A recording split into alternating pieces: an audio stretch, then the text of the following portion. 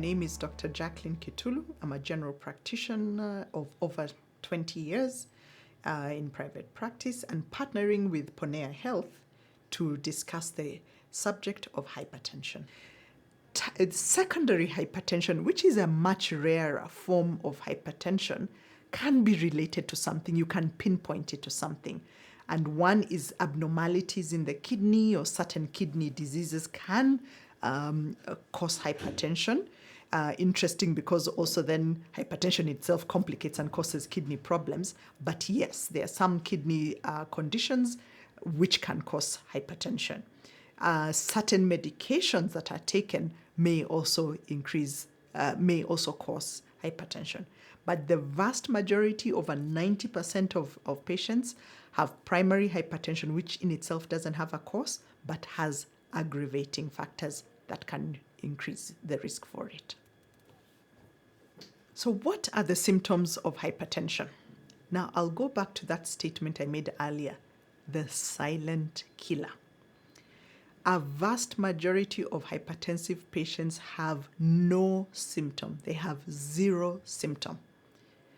And the only way you'll know that they will ever know they are hypertensive is if their blood pressure is measured. And therefore, it's an encouragement for everyone who's listening to this. Ensure your blood pressure levels are measured from time to time so that you can assess where you are.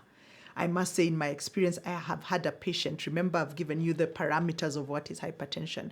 I've had a patient who walked into my clinic for something totally different.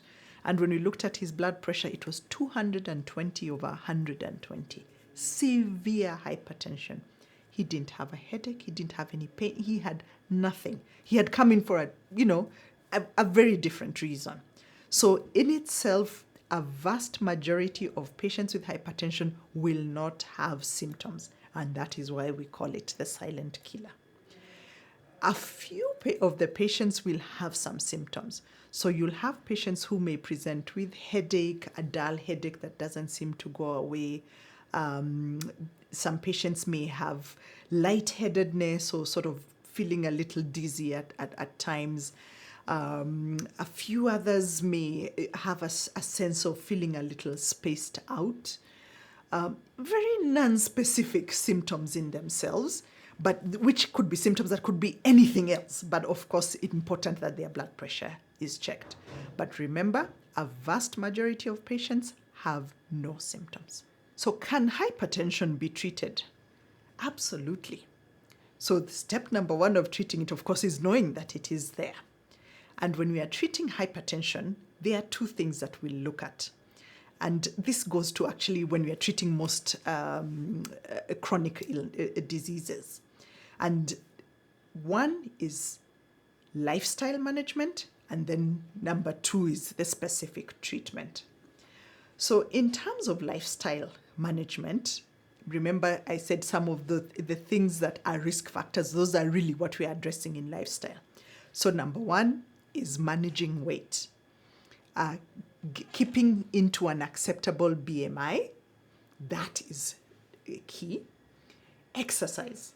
So cardio exercise that makes your heart beat faster, exercise that makes you sweat, makes you breathless. So be it brisk walking, jogging, swimming, cycling, all those cardio exercises are excellent at lowering your blood pressure.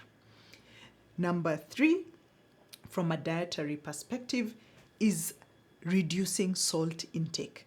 So very high salt intake, what it does, it makes, it changes the pH of your blood. And when it's very highly concentrated, what does your body do? It retains water. And when it retains water, it pushes up your blood pressure. So that's one of the things you'll always hear in a hypertensive, being encouraged to reduce the salt intake. So in the lifestyle modification, watching the salt intake. But because hypertension tends to be accompanied by other things which are not related to it, but love to follow it, like diabetes, like high cholesterol, then a general healthy diet is still recommended. And the diet which I'll recommend, again, is a diet which I would recommend for diabetes, a diet I would recommend for patients with gout, a patient with high cholesterol. And it's the simple diet of have a plate. When you have your plate, half of it, if you're serving, half of it should be vegetables, leafy vegetables.